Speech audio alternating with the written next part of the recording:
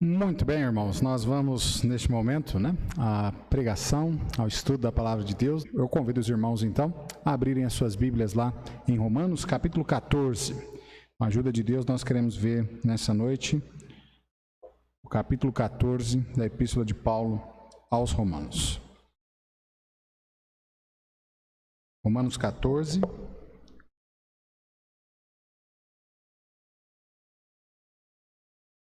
A palavra de Deus nos diz assim: Ora, quanto ao que está enfermo na fé, recebei-o, não em contendas sobre dúvidas, porque um crê que de tudo se pode comer, e outro, que é fraco, come legumes.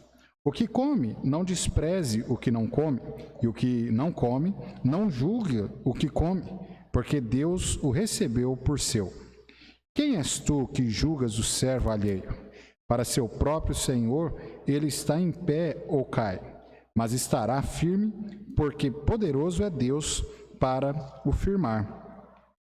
Um faz diferença entre dia e dia, mas outro julga iguais todos os dias. Cada um esteja inteiramente seguro em sua própria mente.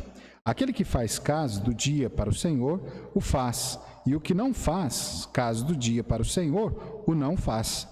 O que come, para o Senhor come, porque dá graças a Deus, e o que não come, para o Senhor não come, e dá graças a Deus. Porque nenhum de nós vive para si, e nenhum morre para si. Porque se vivemos para o Senhor, vivemos. Se morremos, para o Senhor morreremos. De sorte que ou vivamos ou morramos, somos do Senhor. Porque foi para isso que morreu Cristo e ressurgiu e tornou a viver para ser Senhor, tanto dos mortos como dos vivos. Mas tu, por que julgas teu irmão? Ou tu, também, por que despreza teu irmão? Pois todos havemos de comparecer ante o tribunal de Cristo, porque está escrito: como eu vivo, diz o Senhor, que todo joelho se dobrará a mim e toda a língua confessará a Deus, de maneira que cada um de nós dará conta de si mesmo a Deus.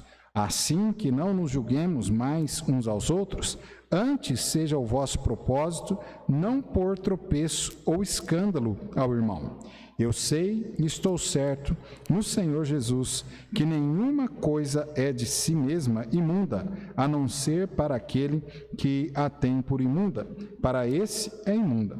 Mas se por causa da comida se contrista seu coração, já não andas conforme o amor. Não destruas por causa da sua comida aquele por quem Cristo morreu. Não seja, pois, blasfemado o vosso bem, porque o reino de Deus não é comida nem bebida, mas justiça e paz e alegria no Espírito Santo. Porque quem nisto serve a Cristo, agradável é a Deus e aceito aos homens. Sigamos, pois, as coisas que servem para a paz e para a edificação de uns para com os outros. Não destruas por causa da comida a obra de Deus. É verdade que tudo é limpo, mas mal vai para o homem que come com escândalo. Bom é não comer carne, nem beber vinho, nem fazer outras coisas em que teu irmão tropece, ou se escandalize, ou se enfraqueça. Tens tu fé? Tenha em ti mesmo diante de Deus. Bem-aventurado aquele que não se condena a si mesmo naquilo que aprova. Mas aquele que tem dúvida, se come, está condenado, porque não come por fé, e tudo o que não é de fé é pecado. Vamos orar. Santíssimo Deus e Pai, nós te agradecemos mais uma vez por podermos aqui, ó Pai, prestar este culto ao Senhor. Agradecemos pela leitura da Tua Palavra e imploramos ao Senhor neste momento que o Senhor venha, ó Pai, falar aos nossos corações por intermédio da Tua Palavra. Que o Senhor use, ó Pai, esse miserável servo do Senhor nas Tuas santas mãos, para a honra e glória do Teu santo e maravilhoso nome. E que nós, ó Pai, possamos estar com os nossos ouvidos atentos, a mente desperta, o coração, ó Pai, sempre dobrado à tua vontade e que nós possamos praticar tudo quanto o Senhor vem a nos dizer nesta noite. E é em nome do nosso Senhor Jesus Cristo é que nós te pedimos, te agradecemos, com perdão dos nossos pecados. Amém e amém. Muito bem, irmãos. Nós falamos, na quarta-feira passada, nós dissemos que do capítulo 12 em diante, Paulo ele estaria falando sobre a questão do relacionamento do cristão. Então nós já cobrimos já o capítulo 12, o 13, agora nós estamos no 14. Os capítulos anteriores falaram do relacionamento do cristão, para com Deus, para com o seu próximo, para com o irmão em Cristo, para com as autoridades, constituídas por Deus, para com os nossos inimigos. E no capítulo 14 agora, Paulo vai estar falando sobre o relacionamento entre crentes fracos e crentes fortes. Na questão espiritual, nós sabemos que há algumas pessoas que têm um nível espiritual mais elevado que outras pessoas, e assim elas suportam algumas questões da vida cotidiana, aonde eles não se escandalizam, aonde eles não vão desanimar até mesmo da fé cristã com tanta facilidade, enquanto que aqueles que são fracos espiritualmente, pessoas, por exemplo, que são novas, convertidas e tudo, elas podem se escandalizar e até mesmo desanimar em algumas questões com mais facilidade do que aqueles que estão fortes já, firmados na fé, tá? Então Paulo aqui ele continua a falar sobre esse relacionamento cristão. Agora ele fala do relacionamento entre um crente forte na fé e um fraco. Ele vai estar falando sobre isso. Quando nós falamos fraco na fé, nós queremos dizer aqui, com isso, em seu entendimento com respeito às doutrinas, às práticas do ensino do Senhor Jesus. Então, há sim pessoas que são novos, convertidos, e obviamente não têm a compreensão a qual um velho convertido que já está há anos por dentro da igreja, já aprendeu bastante sobre a palavra de Deus, tem. Obviamente, eles vão ter de ter um tempo estudando a palavra de Deus até chegar a obter o mesmo conhecimento daquele que já está há tanto tempo caminhando com Cristo Jesus. No texto aqui, Paulo ele fala da falta de entendimento destes fracos irmãos quanto à questão da liberdade cristã. Então, só para a gente dar uma entendida no contexto, Paulo aqui ele está falando a respeito daqueles cristãos que se converteram ao cristianismo, os judeus que se converteram ao cristianismo, e eles então achavam que deveriam continuar nas práticas judaicas com questão a guardar o sábado, com questão a não se alimentar de alguns mantimentos, deveriam ter aí a abstinência, como o judeu mesmo fazia, de não se alimentar da carne de porco. Então, esses irmãos, quando eles se converteram do judaísmo ao cristianismo, eles acharam que eles deveriam levar as mesmas práticas aí do judaísmo para dentro do cristianismo e então viver desta forma.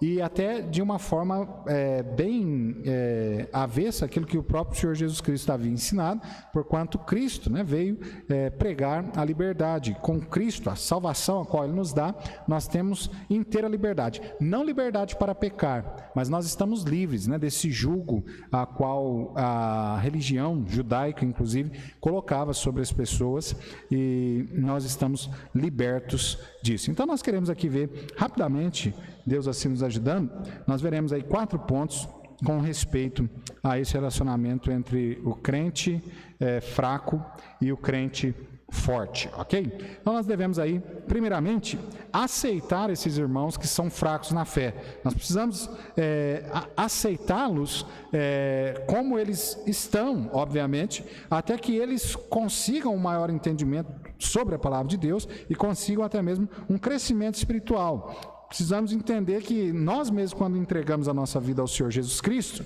nós então tivemos um tempo de adequação, um tempo de crescimento espiritual para que a gente chegasse até onde nós chegamos, o nível espiritual o qual nós estamos. E assim também os novos convertidos, os novos irmãos em Cristo, obviamente eles terão de ter esse tempo para que eles aprendam, para que eles vão abandonando, né, os pecados, as rotinas pecaminosas, até inclusive que eles mantinham antes de conhecer a Cristo Jesus. Então nós devemos aceitar esses irmãos fracos. Agora olha aí Paulo, ele dizendo no versículo 14, no verso 1, ele diz assim: ora, quanto ao que está enfermo na fé, recebei, não em contendas sobre dúvidas. Então nós precisamos recebê-lo, aceitar a estes irmãos que estão fracos na fé. Agora nós não devemos aceitar, obviamente, Paulo ele não está querendo dizer que nós devemos aceitar até mesmo mudanças na questão de doutrinas fundamentais, de ensinamentos fundamentais de Cristo. Obviamente Paulo não está falando sobre isso. Então nós não devemos aceitar estas mudanças naquilo que é fundamental com respeito à fé cristã, com respeito aos ensinamentos do Senhor Jesus, que era justamente que Paulo estava tentando trazer aqui a clareza, né, neste capítulo 14, ele falando sobre assuntos que para alguns eram importantíssimos, e ele estava dizendo, então, olha, isso não tem tanta relevância, e o problema aqui é quando você aplica essas questões num contexto errado, ou você dá uma supervalorização a estas práticas que não são tão valorosas assim na vida cristã, como por exemplo a questão aí que ele mesmo citou sobre guardar o sábado. Então veja, amado, nós temos aí um movimento, né, no Brasil, conhecido justamente por isso, no mundo, né, conhecido por guardar o sábado. E a ideia deles, a maioria pelo menos deles, é que guardar o sábado até mesmo é um dos requisitos para a salvação. E aí então se torna uma heresia e se torna algo completamente ao avesso do que a palavra de Deus nos ensina. Porque Cristo, ele mesmo disse que ele era o Senhor do sábado, que ele era o cumprimento do sábado, e que ele então veio neste mundo e ele então morreu naquela cruz cumprindo, né, a profecia, e agora então ele até mesmo coloca a sua ressurreição, a sua ascensão, os dias das reuniões, né, dos cultos da igreja primitiva, tudo isso passa a ser feito no domingo. Então, o sábado foi algo que foi cumprido, era um exemplo, né, sombra das coisas futuras, que era justamente a vinda de Cristo Jesus neste mundo.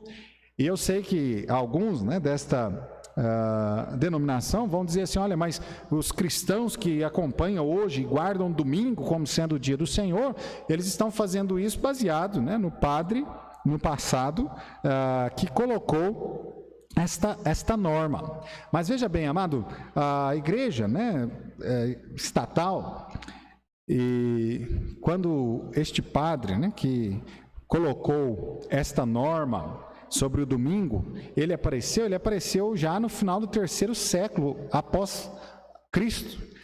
Então, olha só, no 3º século após Cristo, já no final do 3º, entrando para o 4º século. Agora veja que a prática de uma igreja, né, da igreja cristã, se reunir nos domingos, já vem bem antes disso, já vem justamente já do 1º século ali, da vinda, né, do nosso Senhor Jesus Cristo ali, da igreja primitiva. A igreja primitiva já se reunia no 1º dia da semana.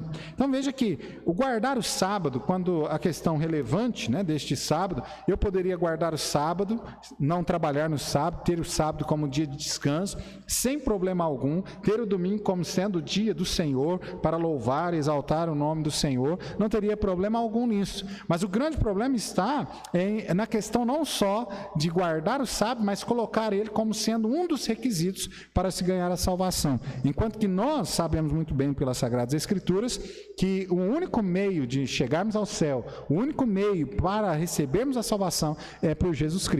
Ele mesmo disse em João 14,6, né? Eu sou o caminho, a verdade e a vida, ninguém vem ao Pai senão por mim. Então veja, amado, Jesus, ele é o único meio. Nós não precisamos guardar o sábado, nós não precisamos dar o dízimo, nós não precisamos nada de outras coisas que algumas denominações inclusive ensinam para ir para o céu, a não ser crer em Cristo Jesus como nosso único e suficiente Salvador, confessá-lo, né, como nosso único e suficiente Salvador. Veja bem essa frase, né? Suficiente Salvador. Cristo Jesus é suficiente para nos salvar. Cristo Jesus tem poder no sacrifício dele, no sangue dele derramado naquela cruz, suficiente para salvar toda a humanidade. Ele não precisa da ajuda de ninguém. Ele não precisa da nossa ajuda, né? Inclusive parece que algumas coisas que são requeridas por algumas igrejas, ensinando que, olha, você tem que fazer isso para você continuar salvo, para você se manter salvo. Parece que Jesus, ele não tem poder suficiente, tadinho, e a gente tem que dar uma ajuda para ele, apoiar ele, para ele nos salvar. Mas não é assim. A palavra de Deus diz que ele tem poder no seu sangue e há poder suficiente para salvar todos os homens. Não só deste momento da história a qual nós vivemos, mas todos os homens que viveram já neste mundo e todos os que ainda hão de vir neste mundo, o sangue de Cristo Jesus tem poder para salvar todos. Pena que nem todos, né, o receberão como seu único suficiente Salvador. Outra questão, que é uma mudança também, que poderia ser tida como algo errado na questão da alimentação também, que alguns creem que se você se alimentar de algo que eles mesmos colocaram contrário, que aquilo é pecado e tal, e às vezes a pessoa até mesmo não pode ir para o céu ou não vai estar vivendo, né, uma vida santa com respeito a ter alimentados daquele mantimento que aquela denominação ou aquela pessoa julga impuro. E Paulo aqui, ele vai tratando sobre isso, sobre esses dois aspectos, ele vem dizendo, olha, isso aí tudo é coisa passada. Cristo já nos deu a liberdade a respeito de tudo isso. Paulo, inclusive, com respeito aos alimentos, né? Paulo já até mesmo havia já falado, né, a igreja de Corinto, que a igreja ali deveria também manter a ideia de que quando se fosse, né, convidado para ir a alguma casa e se alimentar, que a pessoa não deveria perguntar nada. Justamente pela questão da consciência, né, para que a pessoa não ficasse ofendida ou então escandalizasse outro, né, do seu lado. Então Paulo, ele diz que não tem mesmo nem problema sobre comer carne sacrificada a ídolos ou não. Se nós não sabemos disso, não tem problema. Vamos comer, se a nossa consciência não nos condena sobre isso, nós podemos comer, sem problema nenhum. Agora, se eu vou comer e do meu lado, né, tem um irmão fraco na fé e que ele vai ficar escandalizado, então é melhor que eu não coma. Justamente por conta da consciência dele, que eu vou escandalizar a esse irmão. Mas, amado, nós estamos livres. Se não for a questão de pecar contra o meu irmão, escandalizando o meu irmão, eu estou livre, né, para comer. O que eu não posso fazer, obviamente, é ir, né, até a estes lugares onde vende comida sacrificada a ídolos, sabendo sobre isso, e ali comprar aquilo para comer, apoiando, né, estas seitas, inclusive, a se manterem propagando, né, o veneno ao redor deste mundo. Então, amado, nós devemos aceitar os nossos irmãos fracos na fé e entender essa questão de que alguns vão ser fracos, a consciência deles vão ser tida ali como algo, né, que é errado, quando na verdade não é, mas nós devemos respeitar a isso. Nós devemos aceitar os nossos irmãos fracos na fé sem discutir. Entender, irmãos, que nós tivemos um tempo também para nosso crescimento, nossa compreensão sobre as questões bíblicas, e que eles também vão ter de ter esse tempo. Então eu preciso num momento, né, assim, com alguém que é fraco na fé, não gerar uma discussão, até mesmo uma questão de haver uma irritabilidade entre nós e, de repente, até nós nos ofendermos, ficar um magoado com o outro e, de repente, até aquele irmão chegar ao desânimo até de deixar de servir, né, ao Senhor, deixar de frequentar a igreja, né, do Senhor, a casa, né, do Senhor. Então, amado, nós precisamos entender sobre isso. No versículo 1 ainda, na parte B, ele diz, não em contendas sobre dúvidas. Então não deve haver contenda. Nós precisamos entender que há algumas questões que nós vamos ter divergências e que nós precisamos olhar, né? Tem um hino, inclusive no Cantor Cristão, que diz, olhai com simpatia, né, o erro do irmão e esperar que no momento certo Deus vai dar a ele compreensão sobre determinado assunto, ele vai conseguir entender, crescer espiritualmente. Nós temos a obrigação, sim, de admoestar, de ensiná-los em momento oportuno. Mas veja que eu posso, e o meu dever é admoestar, ensinar o novo convertido, mas tem um momento propício para isso, né? Eu, de repente, não posso chegar, aquele novo convertido está lá fazendo algo, né, que é pecado, no meio de um monte de gente, eu chegar ali escorraçando a pessoa, acabando com a pessoa dessa forma, né? Então, precisa haver uma forma correta de se fazer isso, um momento adequado para fazer isso, porquanto são pessoas fracas na fé, que estão crescendo ainda, que estão caminhando, começando a sua caminhada cristã. E às vezes até mesmo pessoas velhas já, de igreja, vamos dizer assim, até de salvação, mas que estão passando até mesmo por uma decadência espiritual, né? Estão fracos espiritualmente. Então, a ideia daquele irmão que é forte, que está forte espiritualmente, deve ser a ideia sempre de trabalhar para ajudar aquele irmão a se levantar e nunca, de maneira nenhuma, tentar colocá-lo mais para baixo, destruí-lo, né? Essa não deve ser a ideia jamais do cristão. Inclusive isso, né, que é uma das coisas que nós identificamos quando um cristão ele é forte espiritualmente ou não. Aquele cristão que é forte espiritualmente, ele vai olhar o erro do irmão, o pecado do irmão, e ele não vai criticar, ele vai orar por aquele irmão, vai tentar ajudar na medida do possível, e é isso que ele vai fazer. Enquanto que aquele, de repente, ele até se julga, né, forte espiritualmente, tem um conhecimento enorme até mesmo sobre a palavra de Deus, conhece vários versículos bíblicos e tudo, mas isso não é sinônimo de força espiritual, de estar próximo, né, de Deus. E às vezes essa pessoa até que tem esse conhecimento e tudo mais, mas no momento de fraqueza daquele irmão, onde ele deveria ser a força, o amparo, ele vai acabando por destruir aquela pessoa. E lembra que nós falamos lá no capítulo 13, né? Paulo falando sobre a questão do amor, né? Ele deve reger a nossa vida cristã, os nossos relacionamentos, e nós não podemos esquecer disso de forma nenhuma. Segundo, nós não devemos desprezar nem condená-lo. Paulo fala sobre isso aqui do versículo 2 até o versículo 13. Ele vai falando sobre que nós não podemos condenar este irmão fraco na fé e nem desprezá-lo por conta da sua fraqueza espiritual, de maneira nenhuma. Então, o que nós devemos fazer é aceitá-lo, até mesmo porque Deus o aceitou da forma que ele é. Agora veja, se alguém pode rejeitar alguém, este alguém é Deus.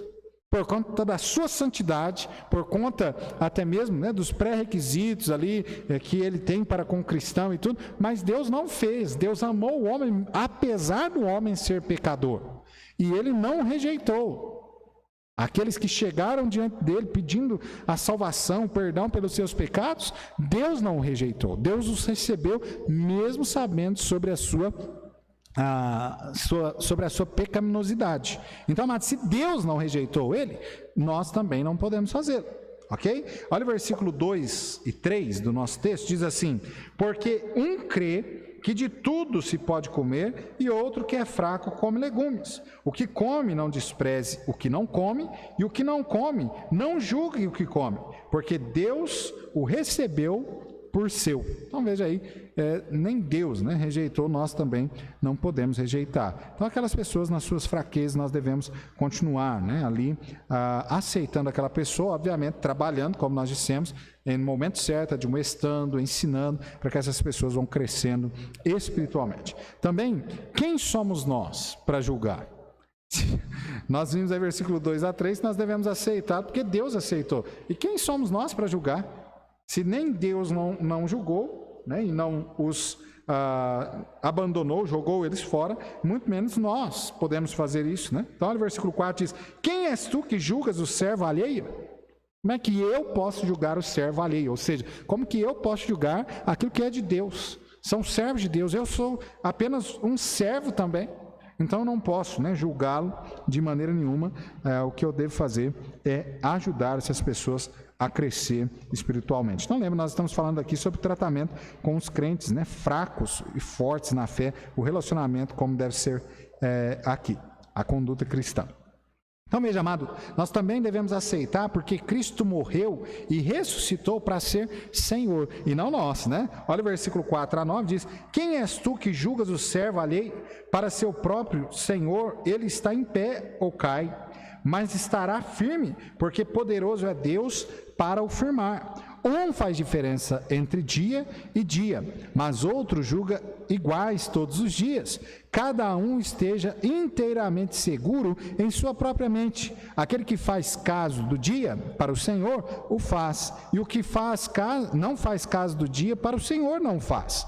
O que come, para o Senhor come, porque dá graça a Deus, e o que não come, para o Senhor não come, e dá graças a Deus. Porque nenhum de nós vive para si, nenhum morre para si. Porque se vivemos para o Senhor, vivemos, e se morremos para o Senhor, morremos. De sorte que ou vivamos ou morramos, somos do Senhor. Porque foi para isto que morreu Cristo, e ressurgiu, e tornou a viver para ser Senhor, tanto dos mortos como dos vivos. Então, veja, amado, nós não podemos rejeitá-los, porque Cristo, ele morreu, ressuscitou para ser Senhor. Então, Ele é o Senhor, nós somos nós. Então, veja como irmãos em Cristo, obviamente, nós estamos falando aqui, nós não podemos julgar, nós já até falamos sobre isso na igreja, trouxemos já o estudo sobre essa questão de julgamento, que individualmente eu não posso fazer julgamento de ninguém, você não pode fazer julgamento de ninguém, e muito menos um julgamento condenatório, nós não podemos fazer isso. Os irmãos se lembram quando nós estudamos lá em Mateus a questão do julgamento. Agora, nós devemos sim, como igreja, nós podemos sim julgar a casos que tenham pecado no meio de nós, ou outras coisas mais, e até mesmo fazer aquilo que a Bíblia nos diz para fazer. Mas veja que o julgamento ainda assim deve ser um julgamento tentando, levantar aquele irmão, tentando trazer aquele irmão novamente à firmeza espiritual com o nosso Senhor. Então nós não devemos desprezar nem condená-lo, nós devemos aceitar também, porque ele é meu irmão, ele é seu irmão. Olha o versículo 10, nosso texto, a parte A diz: mas tu por que julgas teu irmão? Por que julgas teu irmão? Ou tu também, porque despreza teu irmão? Pois todos havemos de comparecer ante o tribunal de Cristo. Então veja, nós não podemos julgar porque ele é o nosso irmão, nós não podemos desprezá-lo, nem condená-lo, porquanto ele é o nosso irmão. Terceiro, nós não devemos ofendê-lo ou destruí-lo. É algo que nós já até mencionamos um pouco, Paulo vai falar um pouco mais sobre isso, mas nós não podemos ofender este irmão fraco na fé e nem destruí-lo. Nós não estamos aqui para isso, nós estamos para levantar. Em vez de julgar uns aos outros, Paulo aqui, ele escreve: façamos o propósito de não colocar pedra de tropeço ou obstáculo no caminho do irmão. É o que ele diz aí no versículo 13, na parte B do versículo, ele diz: antes seja o vosso propósito não pôr tropeço ou escândalo ao irmão. Então, amado, eu vou olhar, lembra? Olhar aquele irmão e de repente nós estamos ali, alguém chegou, trouxe lá para a gente lá uma comida, de repente de uma dessas igrejas, foi ali sacrificado ao ídolo e tal, e nós sabemos, e eu posso comer sem problema nenhum, porque a minha mente, ela não vai me condenar. Eu sei que eu estou ganhando aquilo, não contribuí para ninguém, para nenhuma religião que está aí disseminando veneno no mundo, mas eu ganhei aquilo, eu posso comer aquilo sem problema nenhum. De repente, seu vizinho chegou lá e trouxe alguma coisa para você, você pode comer sem problema nenhum. Agora, se o seu vizinho, de repente, olhar e falar assim, mas eu trouxe para ver mesmo se você vai comer, porque é disso e disso e disso. Então, automaticamente, você já vê ali que você vai escandalizar a própria pessoa, que está te dando, ou então está fazendo um teste com você, e aí você, obviamente, não irá fazê-lo. Mas se este irmão que está do meu lado, ele for ficar escandalizado, então eu não como. Agora, se de repente é um irmão que ele tem uma postura, firmeza, e ele não tem nada a ver, essa pessoa, ela não vai ficar escandalizada, não tem problema algum em você se alimentar. Então veja, amado, o que nós não podemos fazer é colocar obstáculos, ofendê-lo, destruí-lo espiritualmente. Então, se meu irmão vai se escandalizar, eu não devo fazer. É interessante porque dentro dos relacionamentos, os irmãos devem ter notado na quarta-feira passada também, quando nós vimos sobre vários dos relacionamentos, quarta-feira retrasada também, ele fala sobre a questão de que os nossos relacionamentos, né, Deus está falando, todos eles devem estar envoltos no amor. E o interessante é que há uma outra característica muito forte, é que em todos os relacionamentos nós devemos sim ter o amor, e nós devemos também olhar para estas pessoas, colocando elas em primeiro lugar, e não nós. Então veja que neste amor de Deus, e isso é uma característica bem visível no amor de Deus, é que o amor de Deus coloca o bem do outro em primeiro lugar e não o seu mesmo. Então veja, o próprio Jesus fez isso, né? Ao invés dele preparar e ter aqui neste mundo uma vida, né, esplendorosa, maravilhosa, não ter morrido naquela cruz, ele deixou tudo isso de lado e ele olhou para nós e ele colocou o nosso bem-estar em primeiro lugar. Por isso ele morreu, né, naquela cruz do Calvário por nós, porque ele nos amou e porque ele queria o nosso bem, ok? Então, amado, nós também devemos, nos nossos relacionamentos, fazer da mesma forma. Nós não devemos, então, ofender, destruir, nós precisamos aceitar porque ele é o nosso irmão, porque Cristo morreu por nós. Tanto Cristo morreu por mim, quanto morreu por ele.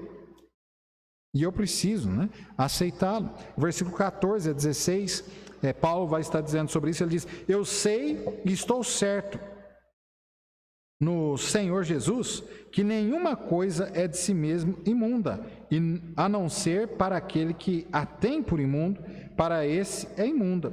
Mas se por causa da comida se contrista teu irmão, já não andas conforme o amor. Não destruas por causa da tua comida aquele por quem Cristo morreu. Amado, nós precisamos entender sobre isso. Deus nos amou, ele morreu por nós e nós devemos amar, né, também assim uns aos outros. Nós devemos aceitá-lo porque o reino de Deus é mais importante do que comida e bebida. Paulo vai dizendo isso no versículo 17 até o 21, ele diz: porque o reino de Deus não é comida nem bebida, mas justiça e paz e alegria no Espírito Santo. Porque quem nisto serve a Cristo, agradável é a Deus e aceito aos homens. Sigamos, pois, as coisas que servem para a paz e para a edificação de uns para com os outros. Não destruas por causa da comida a obra de Deus. É verdade que tudo é limpo, mas mal vai para o homem que come com escândalo.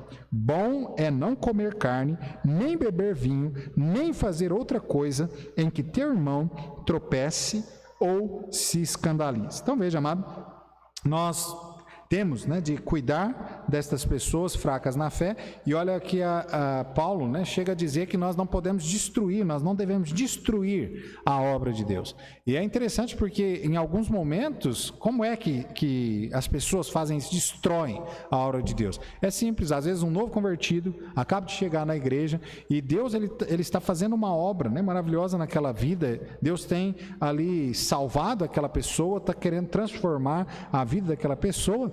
E ao invés de eu ser uma bênção na vida desta pessoa, de repente eu começo a criticá-la, eu começo forçadamente querer, né, fazer com que aquela pessoa mude as suas atitudes sem ser pelo poder do Espírito Santo, e assim eu acabo destruindo aquela pessoa no quesito de que ela desanima da caminhada cristã, ela abandona os caminhos do Senhor. Então assim eu estou destruindo a obra de Deus. Então eu não posso fazer isso. Lembra disso, nós devemos olhar, né, aquele hino sempre, né, na nossa mente, olhar com simpatia o erro do irmão. Entender que a vida cristã, de fato, deve ser aí regida pelo amor de Deus que a nós foi demonstrado, que em nós foi derramado. Assim como Cristo agiu por nós, nós também devemos agir para com o nosso próximo. Em último lugar aí, nós devemos ter cuidado com o julgamento. Então veja, nós devemos aceitar os irmãos fracos na fé, nós não devemos desprezá-lo nem condená-lo, nós não devemos ofendê-lo ou destruí-los, e nós devemos ter cuidado com o julgamento. Cuidado com o julgamento. Irmãos, há algo aqui que nós queremos ressaltar na questão do relacionamento, é que os nossos relacionamentos, todo cristão, o relacionamento dele é a base, inclusive, para ele cumprir com a obra a qual Deus mandou que a sua igreja cumprisse.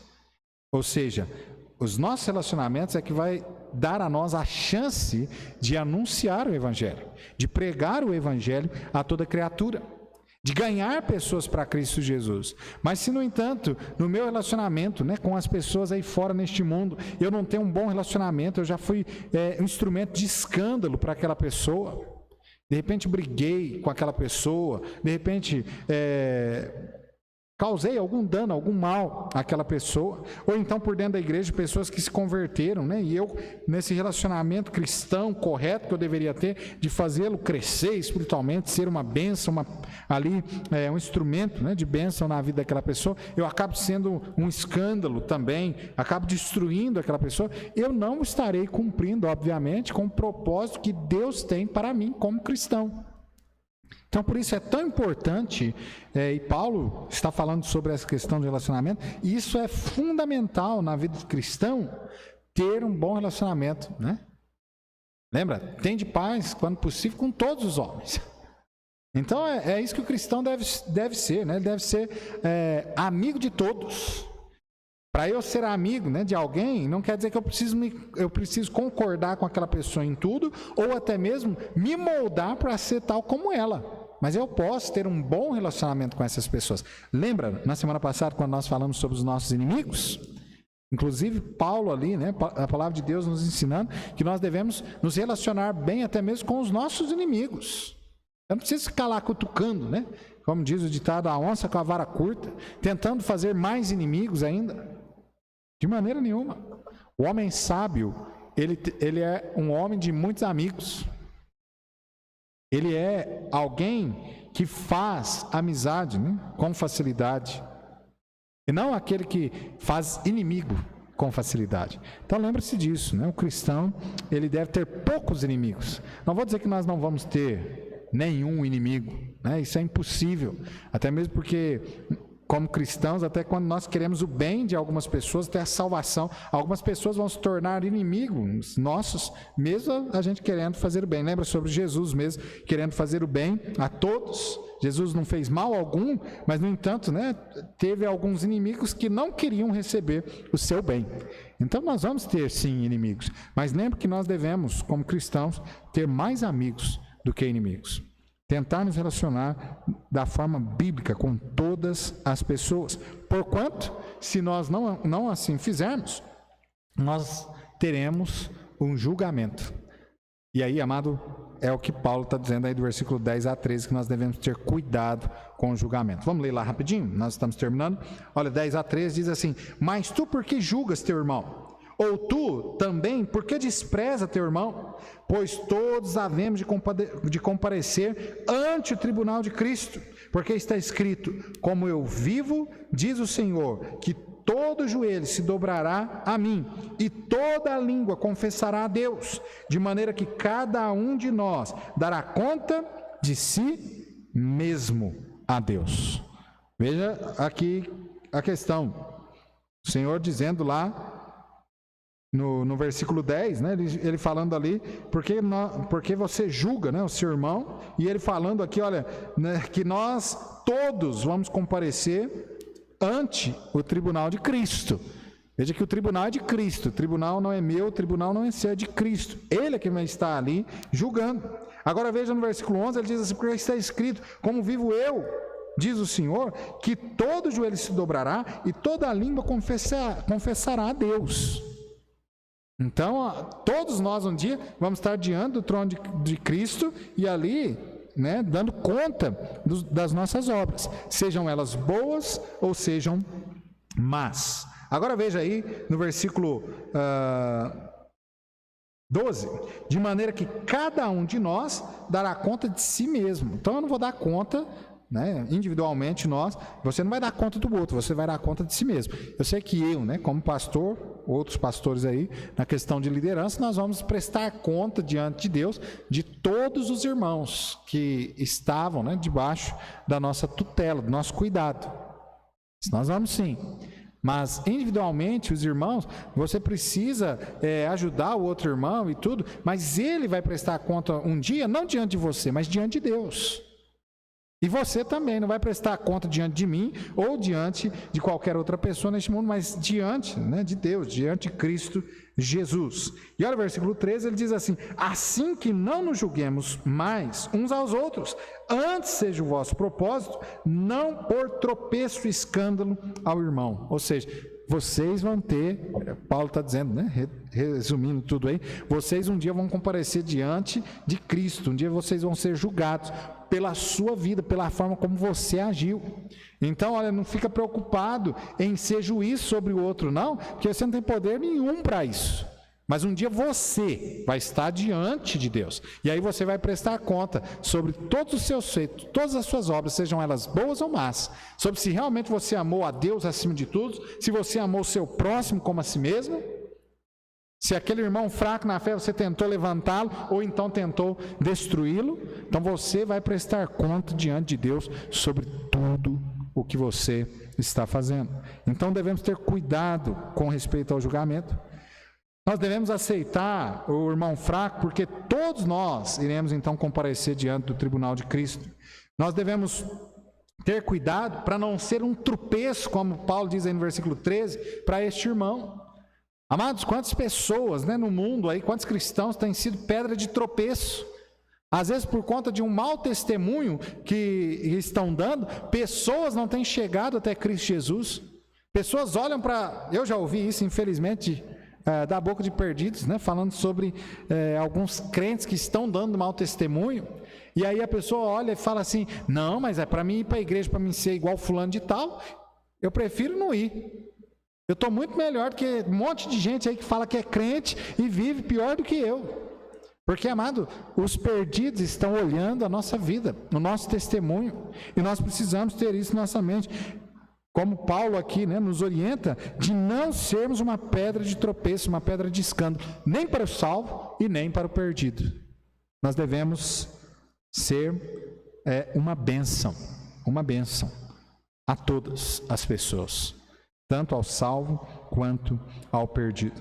E aí Paulo, ele termina basicamente aí o capítulo, no versículo 21, ele vai terminando e ele nos dá um conselho, né, antes de terminar. Ele diz aí no versículo 21, bom é não comer carne, nem beber vinho, nem fazer outras coisas em que teu irmão tropece, ou se escandalize, ou se enfraqueça. Então Paulo fala, olha, se há algo que vai escandalizar o meu irmão, é melhor eu não fazer.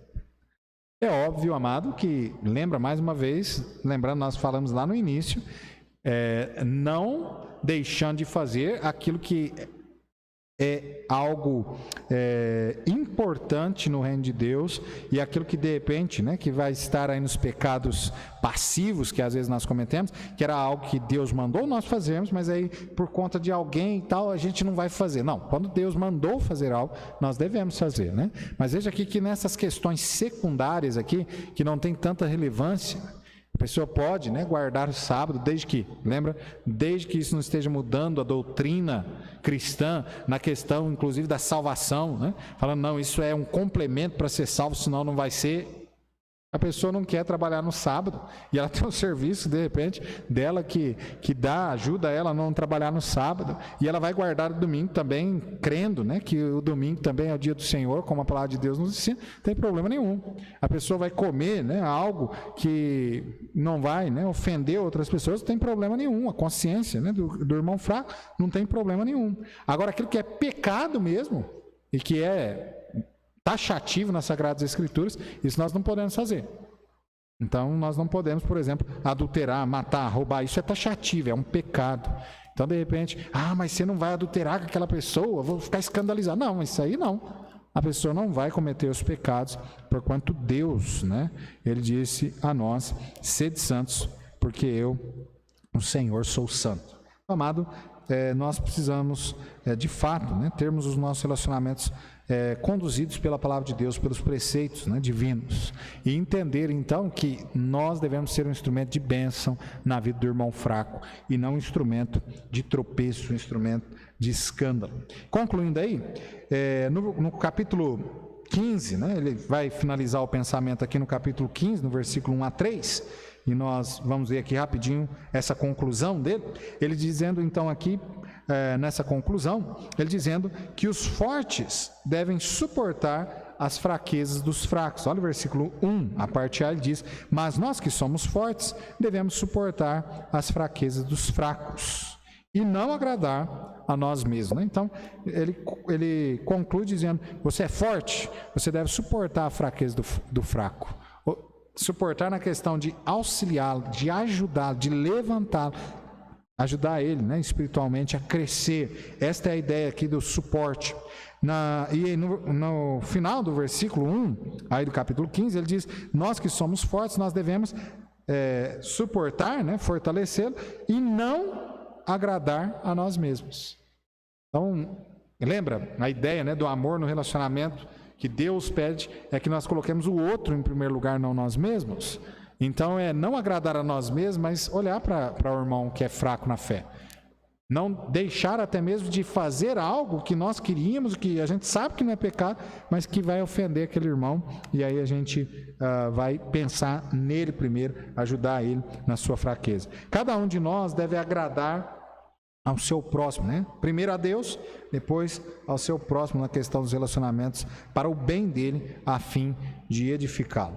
E por fim, ele finaliza o pensamento aí do capítulo 14, no capítulo 15, no versículo 3, aonde ele diz assim: porque também Cristo não agradou a si mesmo, mas, como está escrito, sobre mim caíram as injúrias dos que te injuriavam. Então veja, amado, que Paulo conclui dizendo: na questão dos relacionamentos, você deve seguir o exemplo de Cristo Jesus. Irmãos, na questão dos nossos relacionamentos, nós precisamos seguir o exemplo de Cristo Jesus. Então lembra, né? Nós falamos sobre a questão do relacionamento para com os inimigos, e quando Paulo ele deu esse ensinamento, né? Ele falou justamente sobre isso, né? Amar o nosso inimigo. Jesus, né, o fez. Jesus, então, na vida cristã, em todas as áreas, Jesus é o exemplo supremo a ser seguido, ok? Então, nos nossos relacionamentos entre os irmãos, nós precisamos seguir o relacionamento, o exemplo de relacionamento de Cristo Jesus, tá bom? Vamos orar então, encerrando?